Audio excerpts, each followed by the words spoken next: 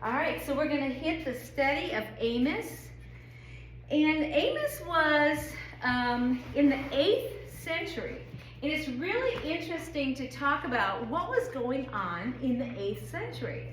So a lot of our study today is going to be what was going on in the 8th century. We kind of have to go back to the history of Roman Greece. I was not a big history lover. As I get older, the more I enjoy history.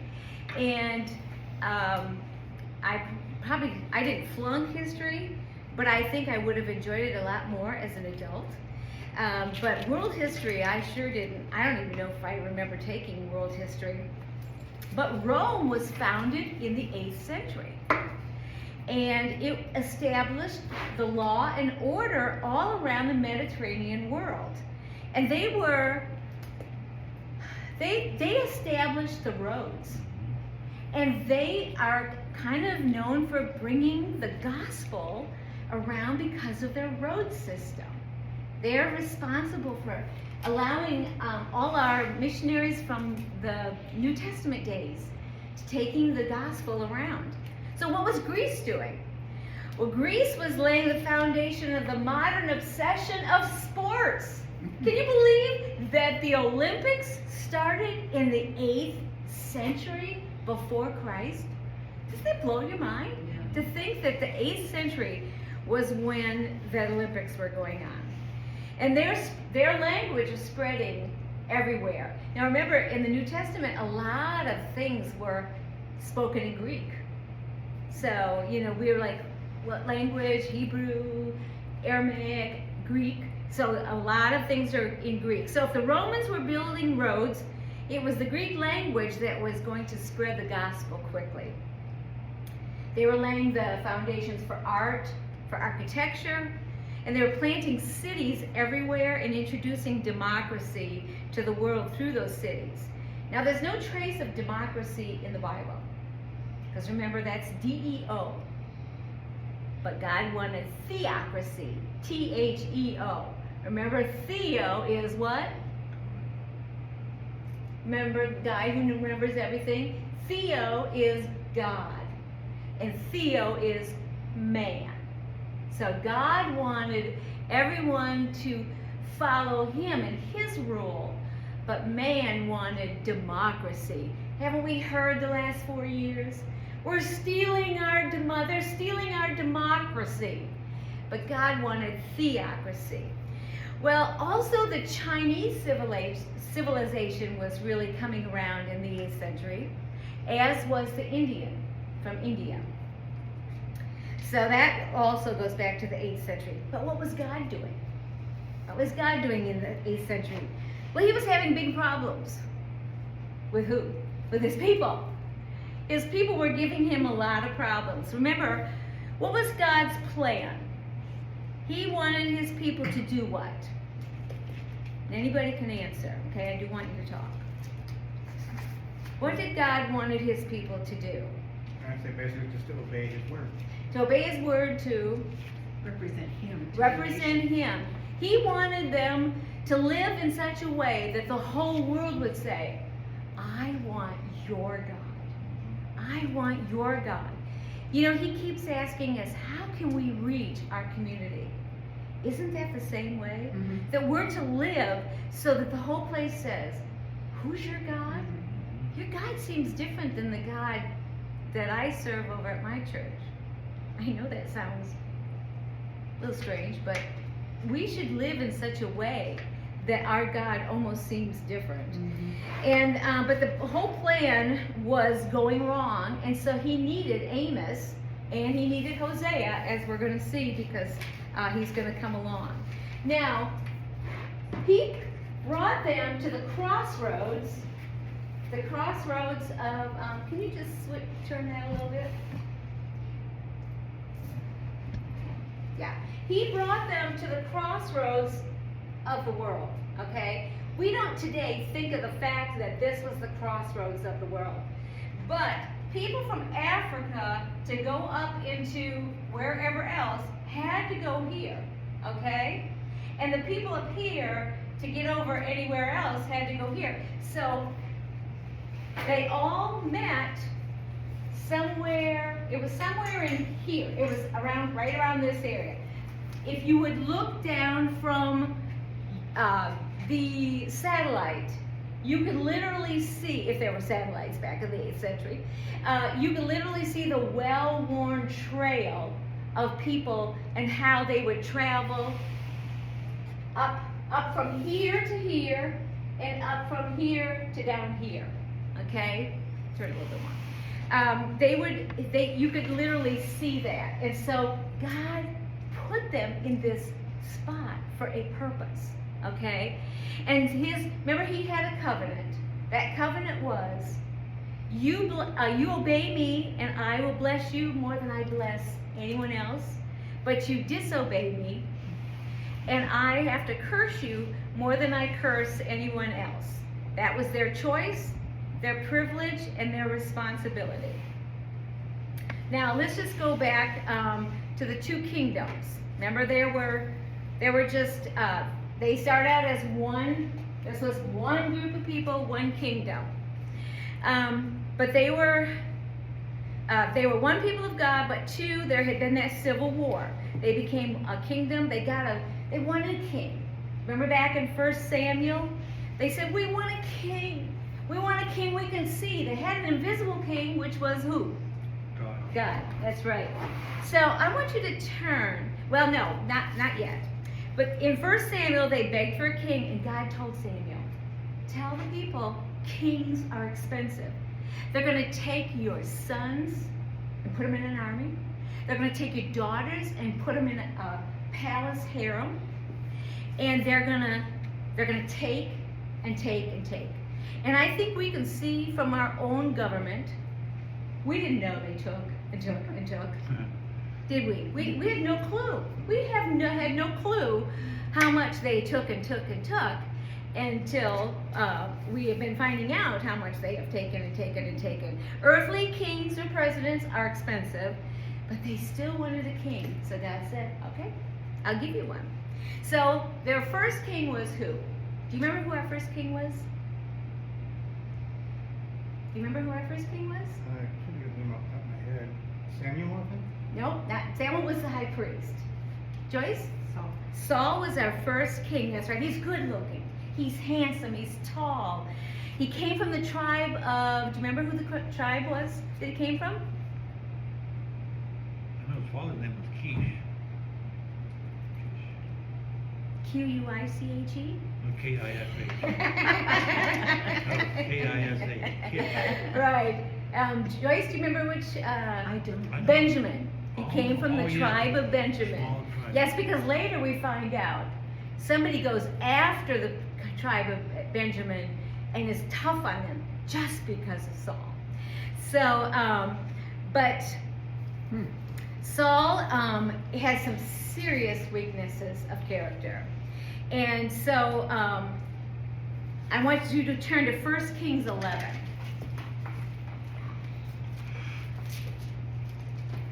So we got Genesis, Exodus, Leviticus, Numbers, Deuteronomy, Joshua, Judges, Ruth, 1st and 2nd Samuel, 1st and 2nd Kings. So 1st Kings 9.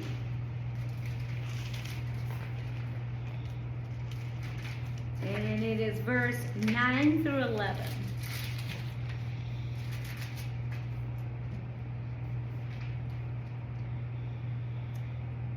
People will answer, because they have forsaken the Lord their God, who brought their fathers out of Egypt, and have embraced other gods, worshiping and serving them. This is why the Lord brought all this disaster on them. Okay? So this is, it's because they have forsaken the Lord their God, is why he has brought disaster upon them. So, but Solomon his son brought great glory to the kingdom of Israel, but he brought it with heavy taxation and forced labor. These men that were under Solomon had to take a month every year and go and work. Let's put it in today's language. Let's say that every man, every husband that you had in today's world, they'd make women go to. Okay, Let's not make fool ourselves. We'd have to go as women too. You'd have to go and just any famous person, Hunter Biden, Elon Musk, who's ever palace was being built. We'd have to go and take a month and build it for them, okay? Just because they didn't want to, you know. So we would have to take a month of our life and go. We had no say about it. We'd have to go and then come back home. That's forced labor, okay? They had to do that.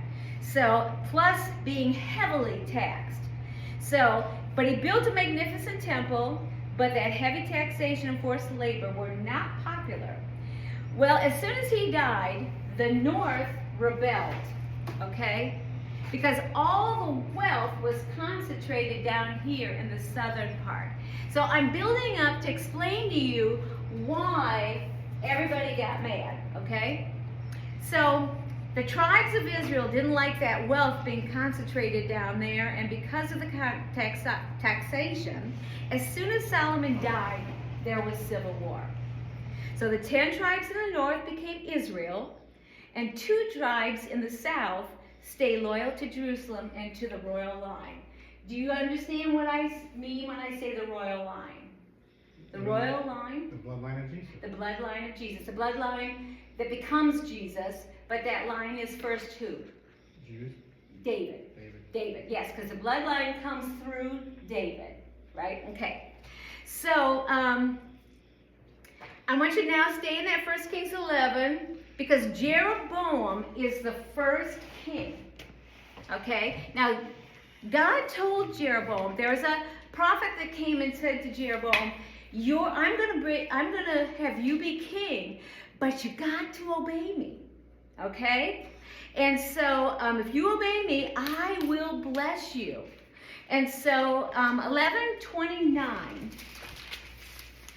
Did I have that right? 11:29. Oh, let me go back. I gave you the wrong verse before.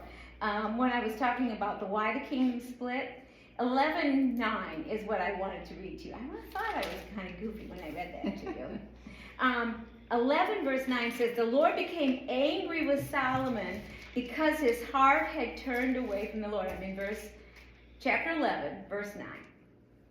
The Lord became angry with Solomon because his heart had turned away from the Lord, the God of Israel, who had appeared to him twice. Although he had forbidden Solomon to follow other gods, Solomon did not keep the Lord's command. And that whole section there, that's why God got mad, okay? But now let's go to 29:40 in chapter 11.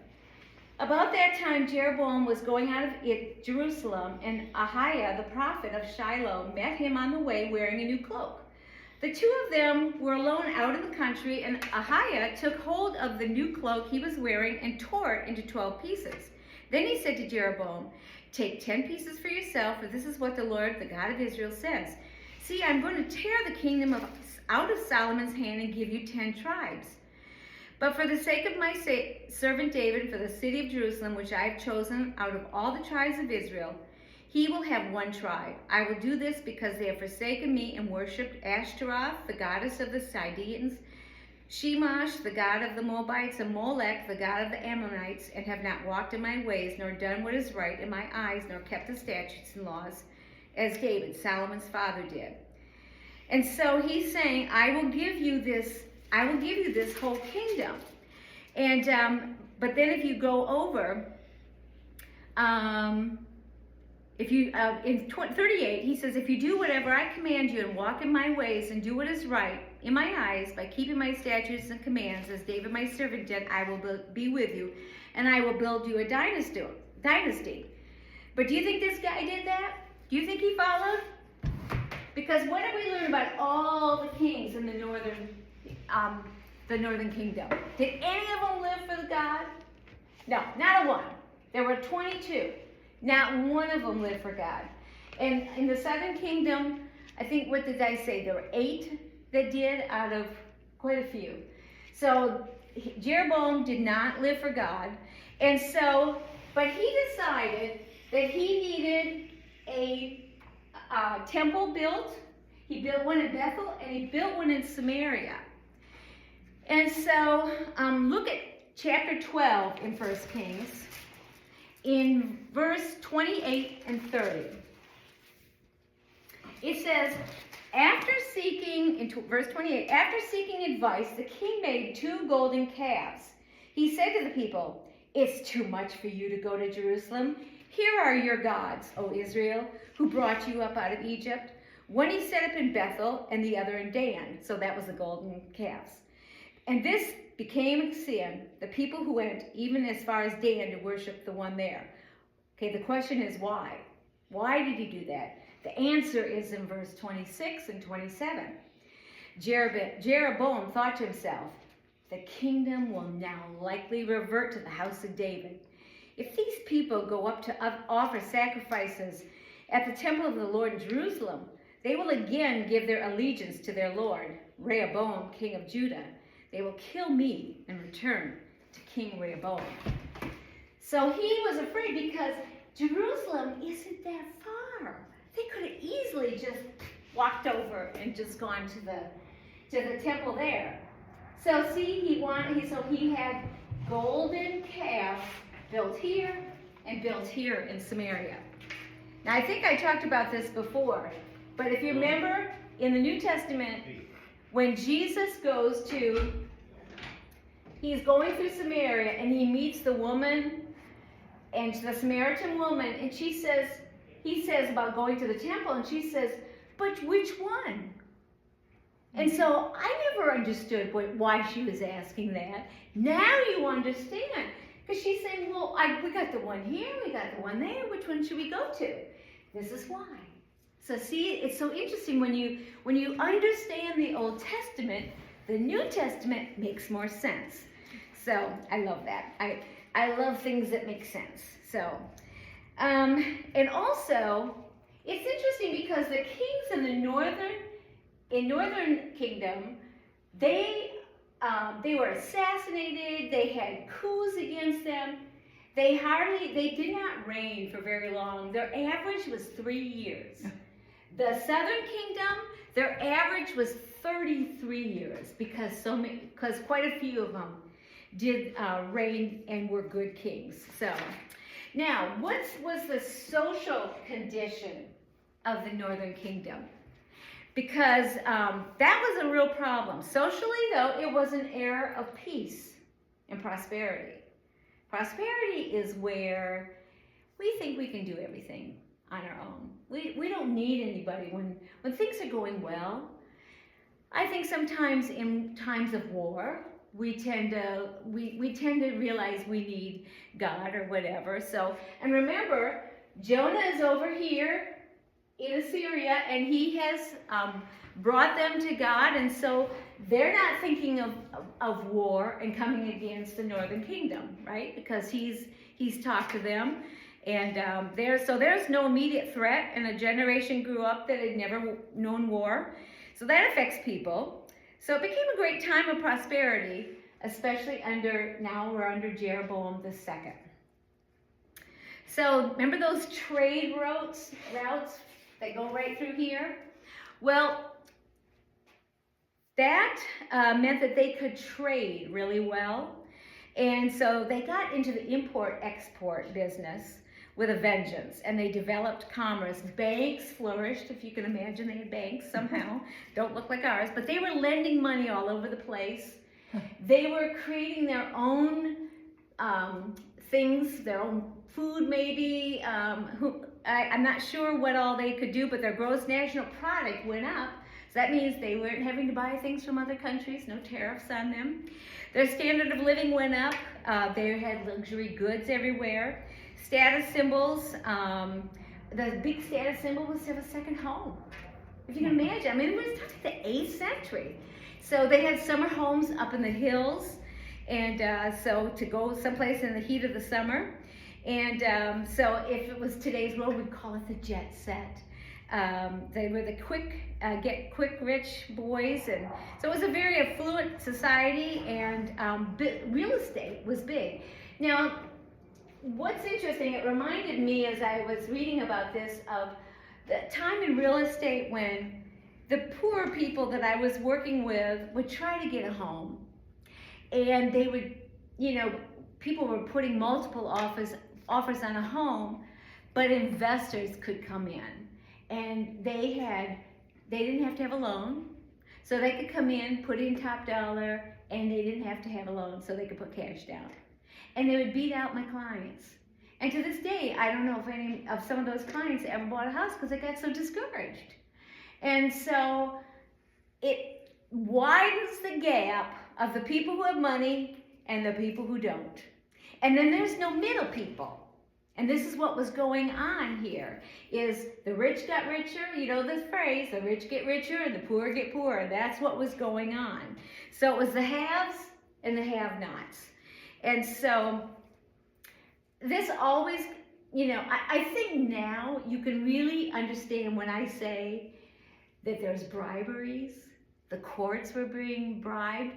I think if you'd have told me that 3 years ago, I'd have been like, does this really go on, And now we're like, if we all only knew the last, how many years, what was going on, we would be shocked and, But so soon, 7 days a week, they were trading, and which leads to injustice and affluence and permissiveness. So morally, now this is gonna. So sexual promiscuity, you know the word, I just can't say it today. It was the order of the day, and alcohol consumption rose sharply. So who says the Bible isn't relevant, right? Religious life. Now this one, I'm just going to read this because to me this is so interesting. I just had to write it verbatim because I thought this was so interesting. Now what happened to religious life at the same time? Surprisingly, it was booming. Religion was very popular, but it was not the religion of their fathers. It was all kinds of New Age faith that were creeping in. Not orthodox, but faith that had been somehow mixed up with pagan beliefs and behavior that were being imported from the people around them. There was a great interest in Eastern and Western religions outside the people of God.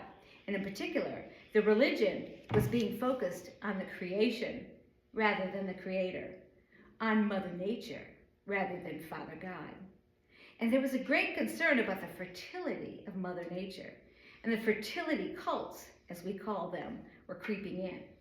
Now, when Mother Earth becomes the focus and religion is feminized, especially with a god called Baal, who was male, and his wife, Astarte, who was female.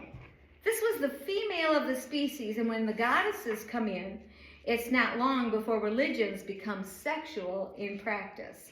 And at the temples, at the north, at Bethel and Samaria, there were prostitutes, male and female, and you worshiped God by having intercourse. Well, that would make religion fairly popular. And the people were turning up in droves at the temples to go through this worship rite of intercourse, which would bring fertility to the earth. When you lose sight of Father God, Mother Nature takes his place, and the lie is now being told that Mother Nature's future is in our hands and our future is in her hands. That is a lie. Both her future and ours are in his, and she's not a her anyway. It's an it. But you see what's happening? And our children are being taught this. Our children are more aware of environmental issues than they are of Bible knowledge. True today. Isn't that just the most interesting thing? And we think we have the most perverse generation. I have a different comment, but I think what they did back then was just sick. I just, the whole thing is just, but man, what a way to get a husband to church, right? So their past is our present, right? Their past acts is our present. Yeah, but how much, kids coming home and saying, the earth, and we got to take care of Mother Nature. And remember that one commercial, Mother Earth. Remember that lady? I can't remember what the commercial was for. Don't make Mother Earth mad or something. I can't remember what it was about. I think it was a butter commercial, wasn't it? It might have been a butter commercial. So their idolatry led to immorality, and they set up that golden calf at Bethel and at Samaria. So anyway, I just thought that was pretty fascinating. I had no idea. So things that wouldn't have been accepted 20 years previously were now part of the general scene. And this was God's holy people. He called them a holy priesthood, a royal priesthood, exactly. And you know, he could have wiped them out. He could have washed his hands of them, but he made a covenant. Do you remember when Noah had and he built the ark, and the flood came and washed them all away, and he brought the rainbow out, and he made a covenant. He said, I will never do that again. I wonder if he thought, why did I say that? But he did.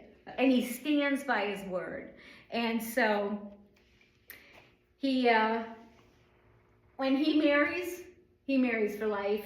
And so he hates divorce, and when he makes a covenant, he stays with it. So God disciplined these people. It's very interesting, and you can read it in there.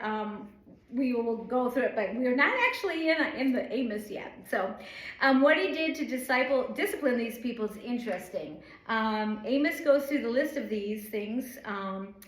So he's saying, you're embracing fertility cults. And it was appropriate that God should demonstrate that their sexual I'm still having trouble with that word, promiscuity did not have a positive effect on the harvests because their harvests were falling apart. He says, wake up, you're dependent on me, not on Mother Nature. So the first thing he did was a food shortage. And he said, yet you did not return to me.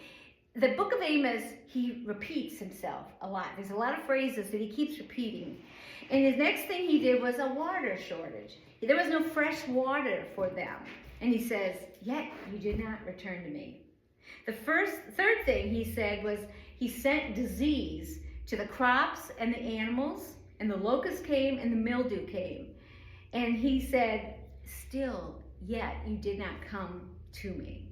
Then he sent plagues to the people, not just the animals and crops. See how this gets nearer and nearer right to them. And there were things like AIDS touching them, and still they didn't turn to the Lord. And he sent raids from the neighboring countries. There were people around coming in to raid them, and still they didn't return. Then he set fire on their cities, anything that were wooden houses on fire. They had a series of disastrous fires, yet you did not return to me. None of this had effect on them as long as they could keep their money and have their second houses. They were happy. Then there were two worse disasters yet to come. The first verse of Amos says, the prophecy of Amos, 2 years before the earthquake. There was a massive earthquake that hit that northern kingdom that was so massive that Zechariah, 250 years later, still talks about it. So it must have been pretty bad. So then the worst thing, though, was the exile, meaning they would lose their homeland. They were all taken away and out of their land. And he says, if you don't pay attention to all this, I'm going to send you out of the land. And that's exactly what happened. The 10 tribes lose their homeland. Amos 3:7, if you're there. So Amos, Hosea, Joel, Amos. 3:7 says, surely the sovereign Lord does nothing without revealing his plans to the servants, his prophets. I thought this was fascinating that it says, I want to get this right, the way I wrote it down. Yahweh does nothing without revealing his plans to his servants, the prophets, and God is so amazingly merciful that he never punishes without sending a prophet first to say, now this is what will happen if. See, there's flexibility. God doesn't just do it. He sends someone first to say, this is going to happen unless God always gives a warning. Now, the last book of the Bible is what?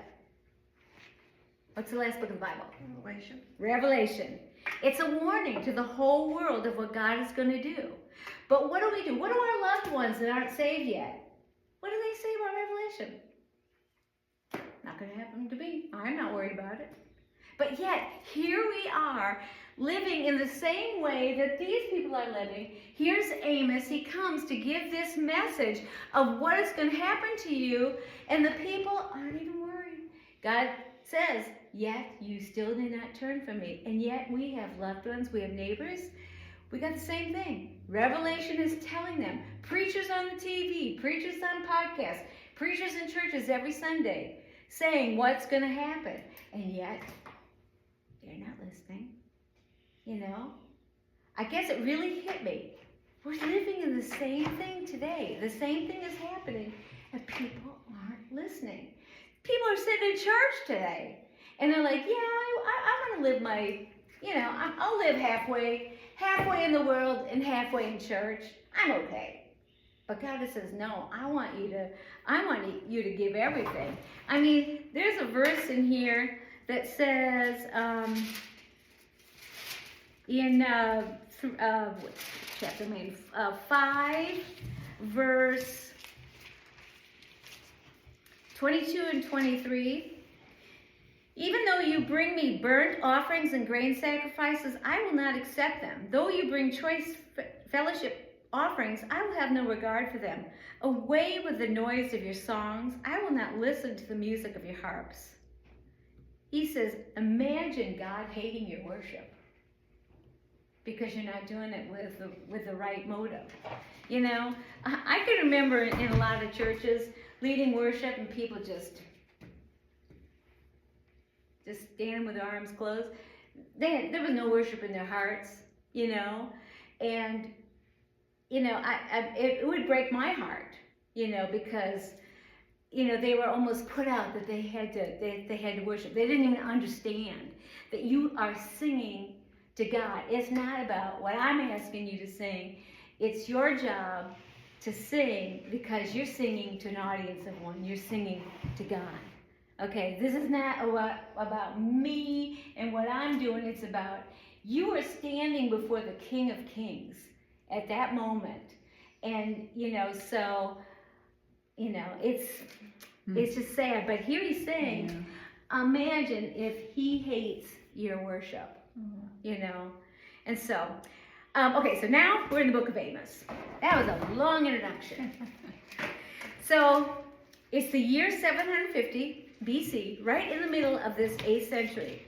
And so, one day a man appeared at Bethel and stood on the temple steps and preached. But he was a southerner.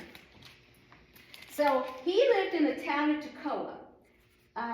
If this is Jerusalem, I believe this is Jerusalem. He lived in Tekoa, Tekoa, which is maybe, 9 miles, 6 miles, something just below Jerusalem. And I find it really interesting because Daryl and I moved south for 15 years. So we were the opposite. We moved there, and we felt the same thing as he did, moving as a southerner, moving north. We were northerners moving south, and we felt that, what do I want to say? Prejudice? Prejudice, yeah, definitely. And we moved to Tekoa. Mm-hmm. That was the name of the town we moved to. Toccoa was how they spelled it, but I just thought, the irony of it all. Mm-hmm. So, you get used to how you do things in the north. I'll never forget, we were walking, and Angela had some two little girlfriends. They were from the south, and I said, your mom's calling you home. I said to the little two girls, and they said, yeah, we were just fixing to go home. And I'm like, y'all really say that? I mean, I had no idea people actually said the word fixin', and so I felt like I was in the Beverly Hillbillies. And, soon, then you're not there long, and it's easy then to just talk like that. And then you begin to learn to love the Southern language, and you learn to love the Southern accent, but at first I was like, you really say that, And so I can understand where their prejudice would be that you, a southerner, would come up and tell us. So that's like somebody from the hills of Georgia, some old country boy coming up to Roanoke and telling us what's wrong with our town.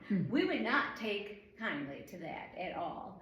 And so, but this is what, because he's just a farmer. He doesn't come from a house of a prophet. He is not, he just, as a man that God said, I want you to go and tell the northern kingdom what is wrong with them. So, Amos, he's a farmer of sycamore, and actually the sycamore tree is the one Zacchaeus climbed up into. So it's just a poor man's fig, and he sold those little figs. And of all the people for God to choose, you know, in 1 Corinthians 1 it says, God loves to confound the somebodies by choosing a nobody, and Amos was a nobody. And, you know, I really relate to that, you know, and maybe you're thinking, oh, come on, you and Daryl, you know, look what you do. But you know what? We weren't always like that. We weren't always like this. I couldn't teach. He couldn't preach. He stuttered. We were really nobodies. Actually, I cross-stitched you. I never did finish it, but I cross-stitched you a thing that said, do you remember that verse about God called a man that, it's from Paul. Paul said it. Oh, I was hoping you'd remember. If I had finished it, if I knew all. But unskilled, unschooled people. Oh, yeah. Corinthians 1, 20 or 29, some of that, 1 Corinthians. You remember it at all? Well, anyway, we really didn't have, I mean, I could play the piano a little bit. That's about it. And, you know, it's just what God, the gifts that God built within us. Really, these are God-given gifts. Whatever we have now is because God built into us. We can't even really take credit. Because how many times have we said, we did not, these came totally from God. So we can truly say that we were nobodies. And so, I mean, look at you. You aren't anybody's either. But God is using you. You're using you in this church. You're on the board. You're a prayer person in this church, so strong. You're our IT guy, you know, and so, I mean, you're being used. All of you are just being strongly used in this church. So, but he says, I didn't choose you. You didn't choose him. He chose you. And so I always love that he saw you. You think you're a nobody, but he sees you as somebody, because then he gets the glory. If you think you're great, he doesn't probably want to use you as much, because if he chose the clever people and the rich people and the power people, they would get the glory. But he doesn't. He chooses the nobodies, because then he gets the glory. So God chose this man, a man of tremendous courage, because it takes courage, which comes from him. Okay? That courage was not from Amos. I mean, to go from the south to the north and stand publicly alone on the temple and condemn the people in the name of the Lord, I don't think that's easy. That man's asking for trouble. But he went out, and he was bound to arouse hostility and opposition, which he did. And in chapter 7 of this book, it gives you a remarkable insight into the personal life and reaction to what he encountered. And I would say two things about Amos from chapter 7 which are remarkable. So in chapter 7, his praying affected God, but his preaching angered men. Okay? So let's look at first about his praying affected God. Get a hold of these two things. His praying affected God. There was one occasion when he persuaded God to change his mind. God showed him two pictures. This is what the Lord God showed me. He was preparing a swarm of locusts after the king's share had been harvested, and just as the second crop was coming up, when they had stripped the land clean, I cried out, Sovereign Lord, forgive. How can Jacob survive? He is so small. So the Lord relented. This will not happen, the Lord said. This is what the sovereign Lord showed me. The sovereign Lord was calling for judgment by fire. It dried up the great deep and devoured the land. Then I cried out, Sovereign Lord, I beg you, stop. How can Jacob survive? He is so small. So the Lord relented. And so he saw the green countryside eaten up by locusts. And but what I love, what I really want to get to is the word, he uses the word Jacob. Now, who is Jacob? Do you remember who Jacob is? He's the father of the 12 sons of the 12 tribes of Israel? Right. And but go back even farther, okay? So we have Abraham, and he has Isaac.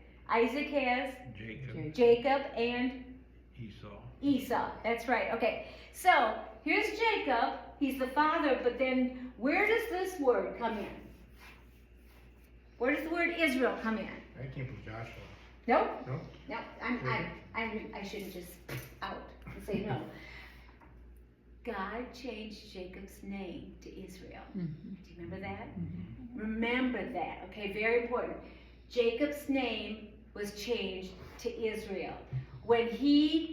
Would you say it's when he really submitted to God? Yep. Is when God said, I'm changing your name to Israel. When he was wrestling with the angel. That's what I was thinking. Yep. So, here's what's so important is he goes back and calls him Jacob. He's not calling it Israel. Okay? So, he's saying, of course these two names belong to the same person, but Jacob was the corrupt schemer. Remember, he schemed. His father was laying on his deathbed, and his mother Rebecca said, "Now go and pretend you're Esau." Remember, he said, "Put on hairy clothes, put on the smell of your brother Esau, and you get the birthright." Okay, you remember that? Okay, so. He's the corrupt schemer who became Israel, the limping prince. So the limping was because he wrestled with an angel and his hip was out of place.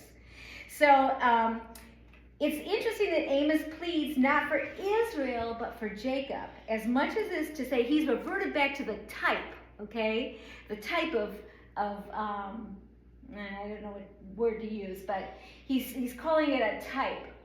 Not Israel, but Jacob as the schemer. He's no longer Israel, it's Jacob, the schemer, the man who wants to get rich quick, the man who wants to make bargains, the man who deceives even his own father to get the blessing. It's a perfect way of saying, in one word, what had happened up here.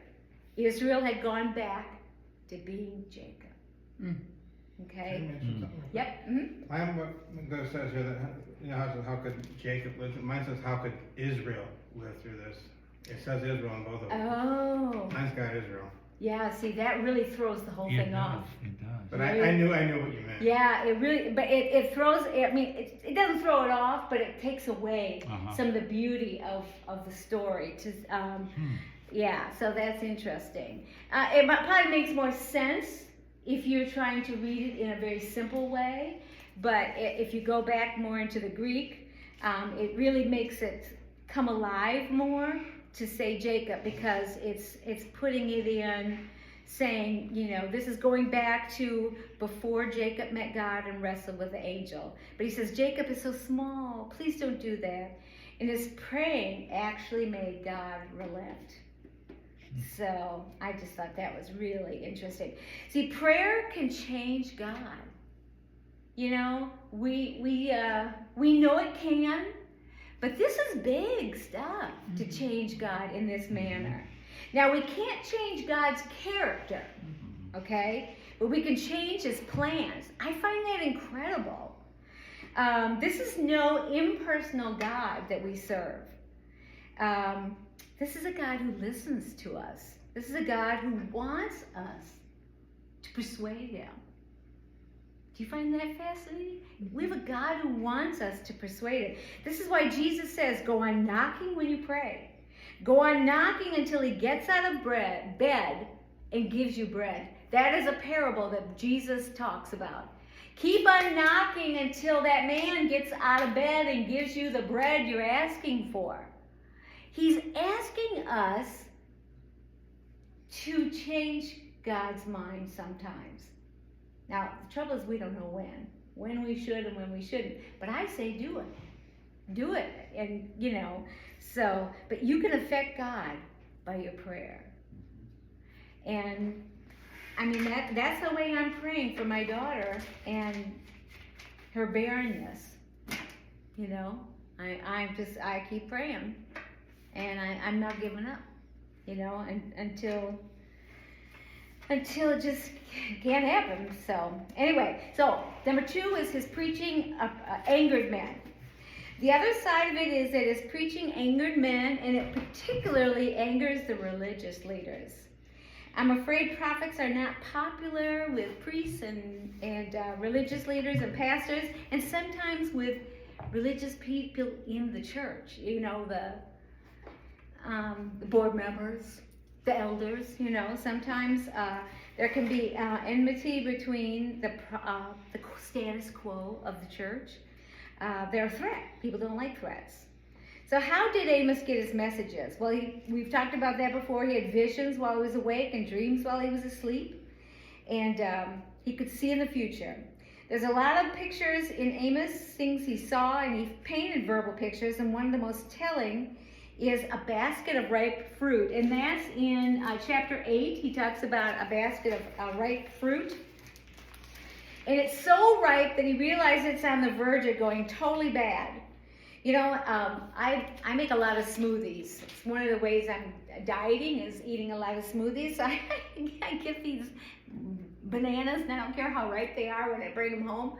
And he's like, "Are you gonna eat those?" And I'm like, "Cause I'll freeze them. I'll cut them up and freeze them. So I don't care how bad they get, And so he's like, "I think you better do something with those bananas." So. Bread out of them. Hey, you use the dark of the banana from being cold in the freezer, it makes good banana bread and good banana pudding. Yeah, well it does, but it makes good smoothies too. So that's what he saw. He saw Israel as ripe for rottenness. A vivid picture is this basket of ripe fruit. Well, what did God see? Well, it talks in here about God seeing a lion. There were a lot of lions in those days. Lions would hang out around the Jordan River, and they'd come out at night. Lions are like just the Wizard of Oz to me, because we don't have a lot of lions around. But back then, the lions were a lot in the jungles around the Jordan River, and they'd come out and they would go after the lambs and whatever. And we see a lot in the Bible where they'd come out and eat people too. But they were looking for lambs and things, but God says, Amos says of God, the lion has roared. Who will not tremble? It's a vivid picture of God, and he describes what's going to happen. He says it's like a shepherd, and this is in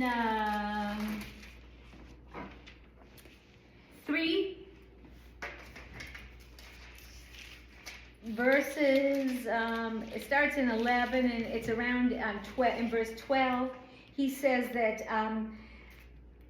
it's like a shepherd, and the lion gets one of the lambs, and the shepherd saves from the lion's mouth. Only what's going to be left of Israel is an ear and a couple of legs. It's a vivid picture language, but that's how to catch up people's interest and imagination, and so the pictures let them see it. Now, there's a lot of themes in Amos. So this book is really a collection of sermons. It has no structure. It doesn't. That's why it's so hard when you get here to understand it. But that's why I wanted to help you understand what was life like back then. Why did these guys have to come? I hope you got a picture of what life was like back then and why God was pretty ticked off. So it's difficult to analyze the book as a whole because there are separate sermons. There's separate prophecies or messages, and they vary in length. And so, but let's go back to the beginning, okay?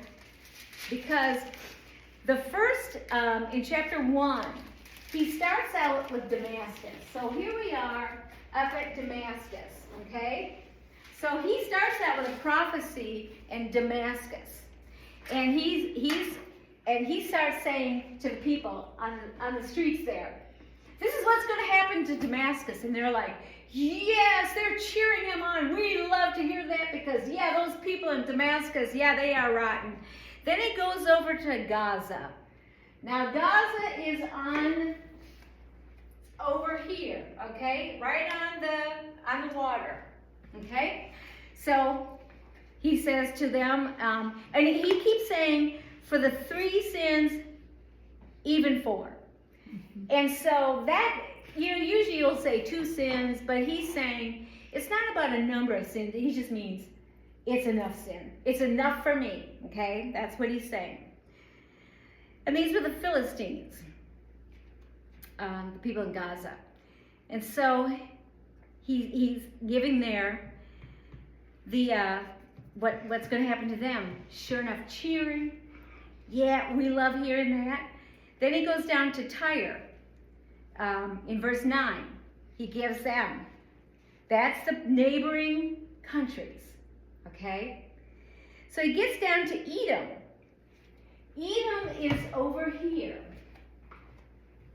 right down here. This is a cousin.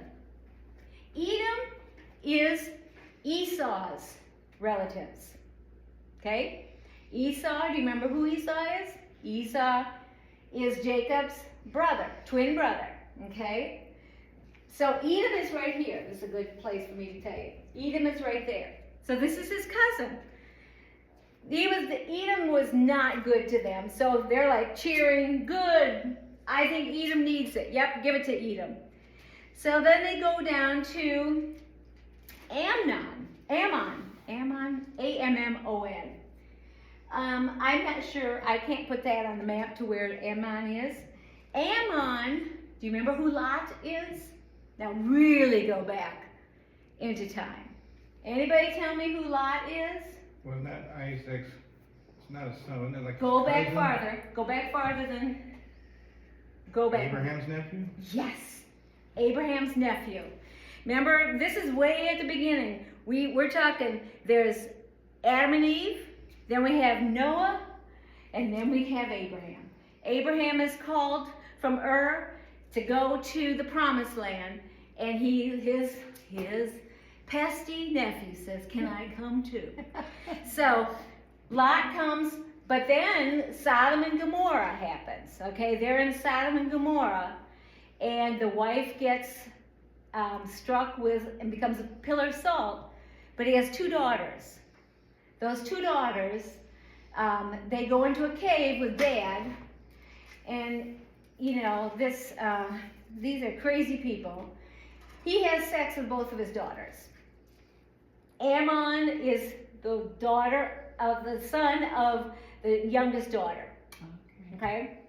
Then the next prophecy is against Moab. That's the daughter of Lot and the older daughter. Okay, that's the son. So Ammon, and Moab, those are the 2 sons of Lot with both of his daughters, each of their daughters. Ammon and Moab. One's the younger daughter, one's the older daughter.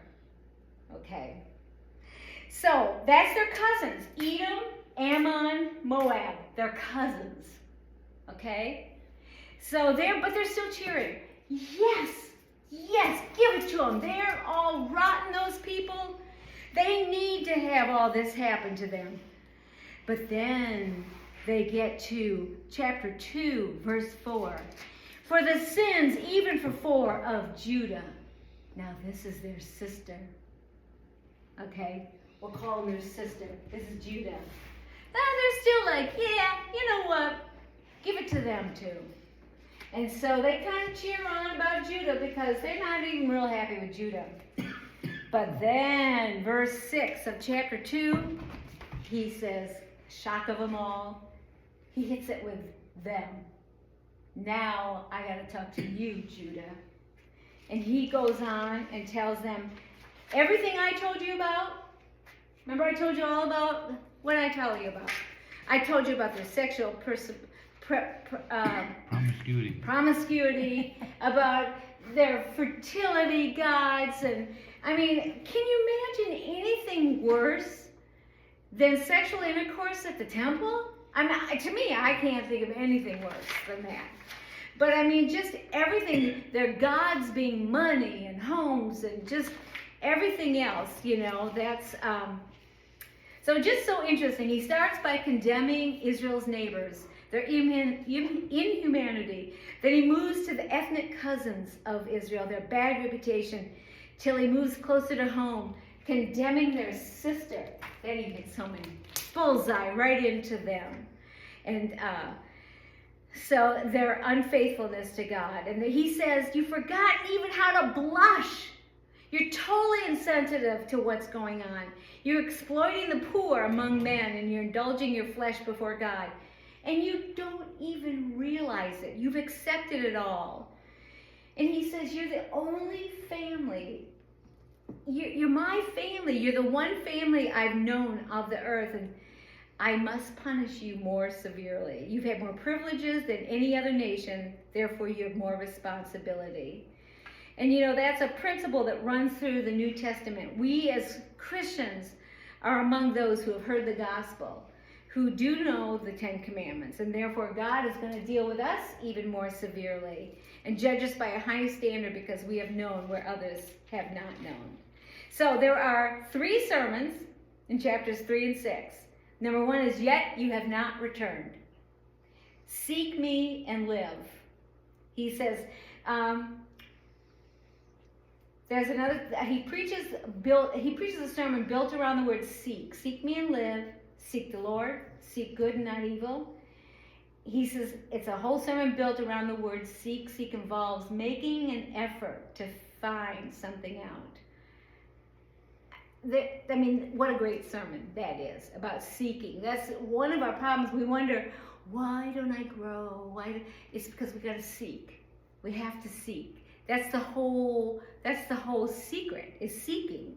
And so that's one of his sermons. And the 3rd sermon is woe, woe, woe. It's a series of curses. And then his chapters 7 and 8 are 5 visions he has. He has a vision of a plague of locusts, fire devouring the deep, a plumb line, a basket of ripe fruit, and a destruction of the ripe fruit. This is just a fast thing of what's going on. It's just kind of when you get in there. And then there's chapter 9 are 3 surprises. The building of David's house, the return of the people, and the fertility of the land. One thing that I found interesting was in that basket of ripe fruit, the key in the word of his final prophecy is never. The word never. I will never forget anything you have done. God records everything. He only forgets what he's forgiven. I love that. He only forgets what he's forgiven. So you want him to forget something? Ask for forgiveness. He doesn't remember it then. The 10 tribes of Israel will fall, never to rise again. And he says, but not all of you. Only the sinners in Israel will disappear. There will be a remnant. And he said, I will build again the tabernacle of David, and I'll bring Gentiles in to take your place. That's us. We got to take the place of these Israelites that disobeyed and disobeyed and disobeyed. And we are now a part of that larger group because we are the Gentiles that are taking the place. And he says, I will plant Israel in their own land, never again to be uprooted from the land I've given them. So the last key word is never, never. God is the God of the never. So there's a lot in there. But hopefully that gives you a kind of a clue of the why. Like I said, it's not easy to dissect, but hopefully it gives you a little bit, a clue of what Amos is kind of about. And